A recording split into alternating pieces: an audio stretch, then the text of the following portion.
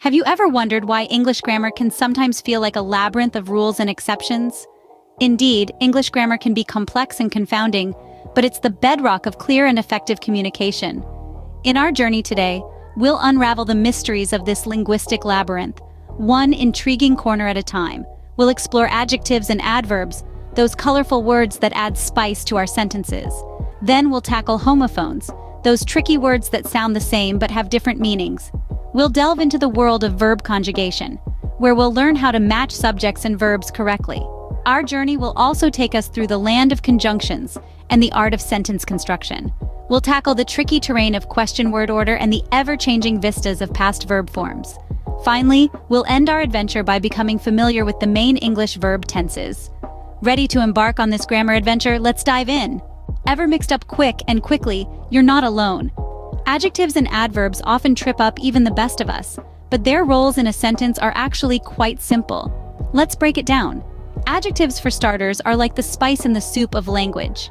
They add flavor to our nouns, giving us more information about people, places, and things. For example, beautiful in beautiful sunset is an adjective that paints a vivid image of the noun sunset. On the other hand, adverbs are the chameleons of grammar. They modify not just verbs, but adjectives and other adverbs as well. They tell us how, when, where, or to what extent something happens. In the phrase ran quickly, quickly is an adverb that tells us how the action ran was performed.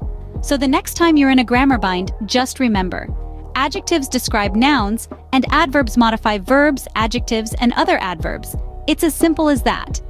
Remember, adjectives describe nouns, and adverbs modify verbs, adjectives, and other adverbs. Homophones can be tricky, just like getting your verbs to agree. Homophones are words that sound the same, but have different meanings and often different spellings. Think of to, and two. They sound identical, but their usages are distinct. To is often used as a preposition or part of an infinitive.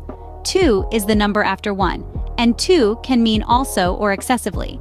Now let's talk about verb conjugation. This is where we change the form of the verb to agree with the subject. Take the verb run. In the present tense, it's I run. But if we're talking about yesterday, it's I ran. And if you're talking about something that's going to happen, it's I will run. Remember, English is full of exceptions and irregularities, so don't be discouraged if you make mistakes. The key is to practice and learn from them.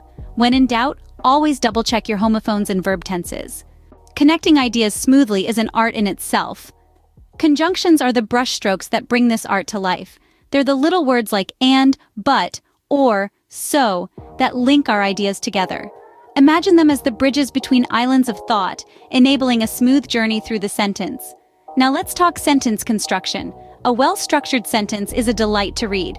It's like a well-cooked meal. Every ingredient has its place, and together they create something delicious. In English, we usually follow the pattern of subject, verb, and object, like John, subject, eats, verb, and apple, object. But of course, there's room for creativity. You can add adjectives, adverbs, prepositions, and more to your sentence to make it more vibrant. Just remember, the key to effective sentence construction is balance. Too many ingredients can overwhelm the taste, just as too many words can confuse your reader. With the right conjunctions and sentence structure, your message will flow like a river. Questions can flip the script, and so can using the wrong past verb form. Now, English questions often follow a particular order. First, we have the question word like what, where, or why. Next comes the auxiliary verb, such as do, did, or is. Then the subject follows, and finally the main verb. For example, where did you go? Or what is he doing? Flipping this order can result in confusion, so it's crucial to keep it in mind. Now let's talk about past verb forms.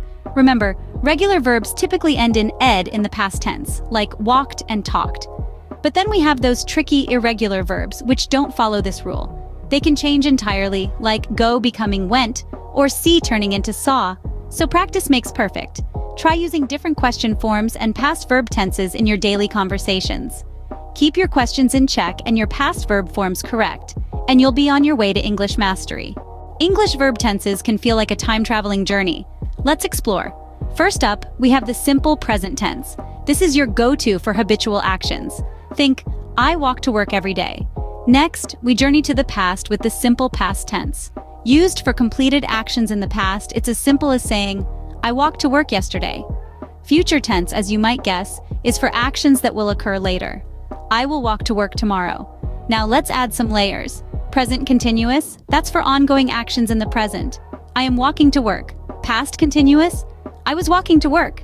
Future continuous, I will be walking to work. And we can't forget our perfect tenses, which link past, present, and future in unique ways. Mastering verb tenses is like having a time machine in your grammar toolbox. With practice, you'll be navigating the time-space continuum of English with ease. We've navigated through the labyrinth of English grammar, but let's take a moment to review. We started by understanding the difference between adjectives and adverbs, which help us describe and give more information about things and actions. Then, we moved on to homophones, those tricky words that sound the same but have different meanings, along with the importance of verb conjugation to express actions in the right tense. From there, we delved into the world of conjunctions, those small yet mighty words that connect our ideas, and the art of sentence construction, which is the backbone of any language. We also discussed the correct word order for questions and the right past forms of verbs, two aspects that can dramatically change the meaning of your sentences. Lastly, we introduced the main English verb tenses, which allow us to express when actions happen. Remember, understanding English grammar is a journey, not a destination. Keep practicing, and you'll continue to improve.